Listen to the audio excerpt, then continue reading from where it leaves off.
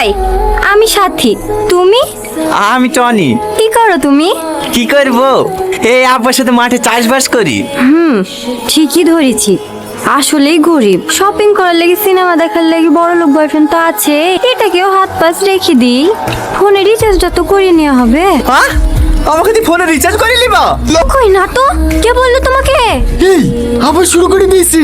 না রে, ও এক্ষুনি মনে মনে বললো ওর বড় লোক বয়ফ্রেন্ড আছে, আমাকে হাত পাস রাখবে। এই খাসি আবার মনের কথা শুনতে পায় নাকি? হ্যাঁ গো, শুনতে পাই।